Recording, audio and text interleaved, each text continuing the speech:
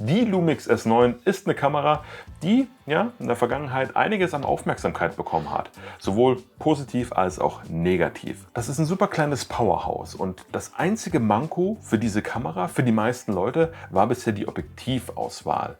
Denn wenn man hier ein 35 mm oder ein 50 mm Festbrennweite für immer dabei haben wollte, musste man entweder zu Lumix gucken, ungefähr in der Größe hier hat Lumix die 50 mm und 35 mm 1.8 Version im Angebot, oder man musste halt in Richtung manuelle Objektive gucken. Seit kurzem sind aber 3 Objektive auf dem Markt, die diese Kamera zu einer wirklich guten Immer-Dabei-Kamera für die meisten Leute macht. Und zwar einmal das TT Artisan 40 mm f2, das SG Image 35 mm f2.2 und das 40 mm f2 wurde gestern von Lumix selber vorgestellt. Ungefähr die gleiche Größe wie das 35er hier, und ich habe da natürlich eine klare Meinung dazu und ich habe mir ein paar Beispielfotos angeguckt. Ich habe ein paar Beispielfotos gemacht und heute gebe ich euch einen kleinen Einblick, wie diese beiden hier denn performen. Beide Objektive sind gut gebaut. Die sind beide aus, ich denke mal, einem Aluminium gefertigt. Das TT Artisan ist das einzige der beiden, das einen Blendenring hat.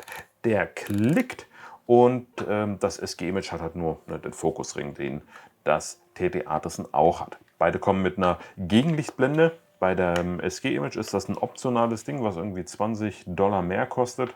Das TT Artisan hat die dabei. Und ohne Gegenlichtblende haben beide auch, die sind beide winzig für die S9. Da ist mit dem Gleichgewicht auch bei beiden gleich. Also nur weil das TT Artisan ein kleines Stück länger ist und dafür ein bisschen dünner ist, kommt die Kamera nicht aus der Balance. Mir gefällt persönlich optisch besser die Gegenlichtblende vom SG Image. Sieht ein bisschen schicker aus. Macht doch ein bisschen mehr her als hier die normale Tulpenform beim TT Artisan. Den Motor des Autofokuses hört man beim SG Image deutlich mehr als beim TT Artisan selber. Das TT Artisan hat irgendwie so ein leichtes Plock-Geräusch, wenn man von nah auf fern fokussiert. Ich weiß nicht, ob der Autofokus, ob da irgendwo was anschlägt im Objektiv. Da hat man ein kleines Klicken drin. Beim SG Image ist es halt deutlich mehr einfach ein mechanisches Vor und Zurück.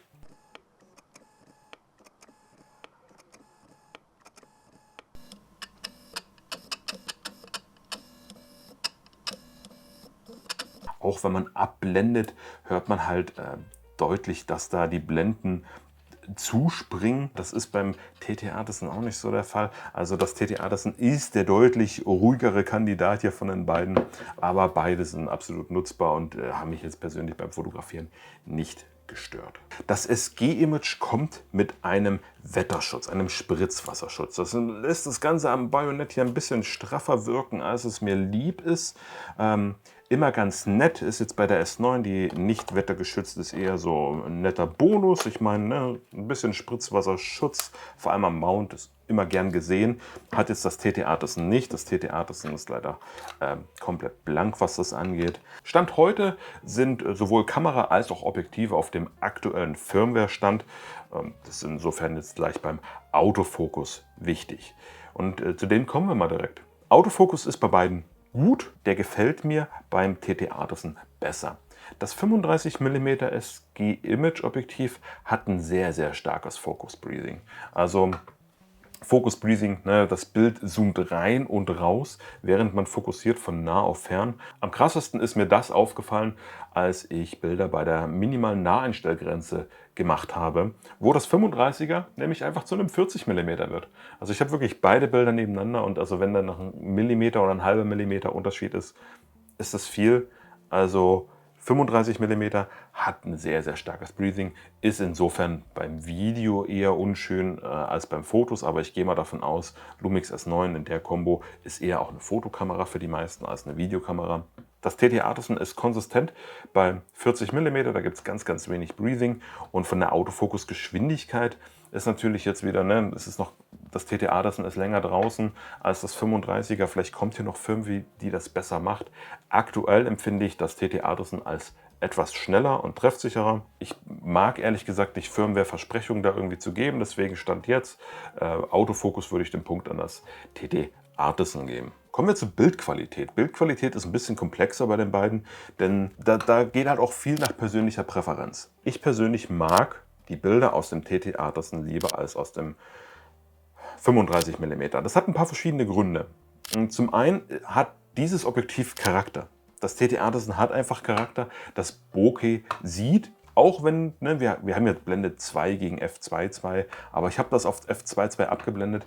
Es ist ein großer Unterschied, was zum Beispiel einfach die Unschärfe im Hintergrund angeht. Das 35er ist auch wesentlich schärfer als das TT Artisan. Ich habe gestern Vergleichsbilder gemacht und ich bin doch ein bisschen erschrocken, wie schnell außerhalb der Mitte dieses Objektiv hier Fehler und Unschärfe in Bereiche reinbekommt. Das kann an irgendwelchen Verzeichnungen im Objektiv beispielsweise liegen. Die sind beide abgeblendet scharf, die haben beide da in den Ecken auch wenig Probleme. Ich bin, wie gesagt, ich zeige es einfach mal hier für das Video. Das 35er, das ist an sich einfach auch ein bisschen schöner an der Kamera, es sieht auch ein bisschen schicker aus. Die Bilder sind besser, die hier rauskommen, was ich gesehen habe. Naheinstellgrenze ist bei beiden ähnlich. Das TT Artisan wird hier mit 0,4 Metern angegeben und das SG Image, mit was wird denn das SG Image angegeben? Ehrlich gesagt weiß ich das gar nicht. Ja, Close Focus beim SG Image, blende ich euch ein, finde ich gerade, ist ähnlich. Also das sind jetzt hier beide keine Talente, was es angeht, Bilder, Nahaufnahmen von irgendwelchen Sachen zu machen. Die sind beide nicht sonderlich gut darin. Jetzt muss man sich natürlich entscheiden, für welches Objektiv entscheidet man sich.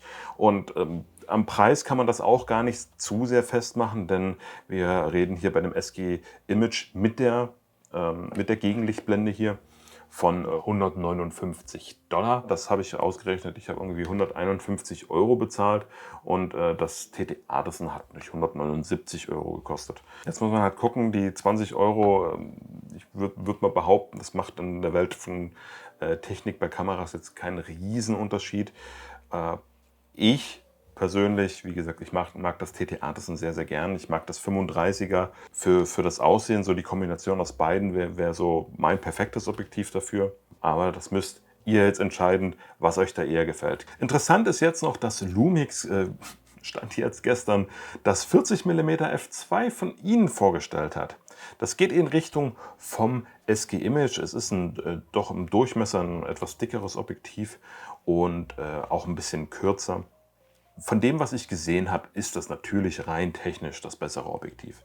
Ihr habt sowohl einen Autofokus, Manuell-Fokus-Schalter am Objektiv als auch einen Knopf. Es ist wahrscheinlich offenblendig schärfer und ein bisschen besser als die beiden hier. Auch ist das Focus Breathing wesentlich besser kontrolliert und eher so Richtung TT Artisan, wo das halt einfach kaum vorhanden ist. Und alles in allem bezahlt man aber halt dann dafür auch irgendwo Premium. Das Lumix-Objektiv wird 400 € kosten und ist somit mehr als das Doppelte von den beiden. Also da müsst ihr jetzt halt selber entscheiden, in welche Richtung ihr gehen wollt. Wollt ihr Richtung des Lumix-Objektives gehen und seid auf der Nummer sicher, das ist von Lumix, das wird daran gut funktionieren. Da wird Firmware auch irgendwo abgestimmt sein, eben was Autofokus-Geschwindigkeiten auch angeht. Oder wollt ihr eine Charakterlinse haben, dann geht Richtung TT Artisan. Ist gut verarbeitet. Und wie gesagt, hat einfach so das gewisse Etwas im Bild. Oder geht halt Richtung SG Image. Gute Bildqualität, ein bisschen weniger Charakter und auch ein wirklich hübsches Design. Ich hoffe, dieser kleine Ausflug mit den beiden Objektiven hat euch gefallen. Ich hoffe, das war hilfreich für euch und ihr könnt eine Kaufentscheidung treffen. Und ja, wir hören uns in einem anderen Video wieder. Macht's gut, habt einen schönen Tag und ciao.